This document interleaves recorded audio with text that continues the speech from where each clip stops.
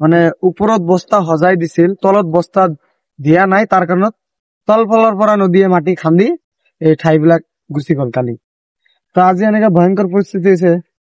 তো ইয়াৰ আগতো কেইবাবাৰ স্কিম দিছে, সিহঁতে কি কৰে সঠিকভাৱে এষ্টিমেট হিচাপে যিখিনি কাম সেইখিনি কাম নকৰে। ইয়াৰ আগত এটা বৰ্ডাৰ পিচিং কৰি দিছিলে, তেখেতে তলত ভালকৈ নিদিয়াৰ কাৰণত সেই স্কিমটো শেষ হৈ গল। তাৰ পিছে পিছে আৰু এটা স্কিম দিছিল যোৱাবাৰ, এইটো জিঅ' বেগৰ কাম হয়।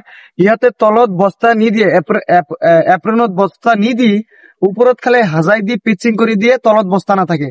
যদি তলত বস্তা নাথাকে তেতিয়াহ'লে ওপৰততো সজাই লাভ নাই, সিহঁতে থাকিলে ওপৰত সজাই দি স্কিম বিলাক শেষ কৰি দিয়ে। তো এইবেলি এটা স্কিম মাননীয় মুখ্যমন্ত্ৰী ছাৰৰ দিছিল, মন্ত্ৰী পীযুষ হাজৰিকা খিনি 1400 মিটাৰ। তো এই কামতো বহুত দুৰ্নীতি, এজ এ ডিপাৰ্টমেন্টৰ দুৰ্নীতি হল ডাঙৰ দুৰ্নীতি। এই কামত এচি ছাৰ আহিছিল, তেওঁ ৰাইজক আমাৰ ঘৰুৱা ভাষা যেনেকে বুজাব লাগে, তেওঁ কৈছিল যে এটা খুঁটি যদি থাকিব লাগে তেতিয়াহ'লে কি কৰিব লাগিব, সৰ্বপ্ৰথম কি কৰিব লাগিব, তাৰ খুঁটাটো শকত হব লাগিব, তাৰ তলটো শকত হব লাগিব, তেতিয়াহ'লে থাকে। তেতিয়া ওপৰত পিচিং কৰি হাজাই লাভ নাই, তলত যদি বস্তা নাথাকে। তেওঁ কোৱা মতে as a superintendent of engineer, তেওঁ কোৱাৰ পিছতো আজিলৈকে তেনেকে কাম কৰা নাই। আৰু ছাৰে কেইবাবাৰ কৈ গৈছে যে এইখিনি গেপ বিলাক মাৰিব লাগে। আজি সিহঁতে গেপ না মাৰাৰ ফলত এই ঠাইখিনি গুচি গল। এতিয়া আমি ডিপাৰ্টমেন্টৰ মানুহ ইমান জড়িত আছে ইয়াত, বস্তাৰ ভিতৰত বস্তা সোমাই দি স্কিম বিলাক খাই দিয়ে। এতিয়া নিচৰ পৰা আমি ওপৰ মহললৈকে মই জনাইছো, তথাপি আমি কোনো ৰিপ্লাই পোৱা নাই এতিয়ালৈকে। কিয় পোৱা নাই, কাৰণটো কি? এতিয়া ইয়াত নিবিচাৰি নেকি কামখিনি, না আমাক মানে এনেই বুৰ্বক ভাবিছে যে আমি থুলমূলকৈ কাম কৰি গুচি যাম, প্ৰতি বছৰে চৰকাৰে কোটি কোটি দিয়াৰ পিছতো সঠিকভাৱে কাম কিয় হোৱা নাই? সেইটো আমাৰ প্ৰশ্ন এটা ডিপাৰ্টমেন্টত।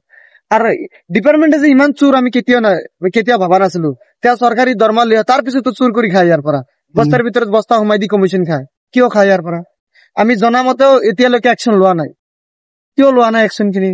এই একচন খিনি ডক্টৰ হিমন্ত বিশ্ব শৰ্মা ছাৰক, মন্ত্ৰী পীযুষ হাজৰিকা ছাৰক আমি সোনকালে এই একচনটো লবলৈ আমি ৰিকুৱেষ্ট কৰিছো যে ইয়াৰ প্ৰতি কিবা এটা তৎকালীন ভাৱে ইনকুৱাৰী কৰি এই কাম বিলাক সঠিকভাৱে কৰিব লাগে, নহলে পকীঘৰ অঞ্চল গুচি যাব।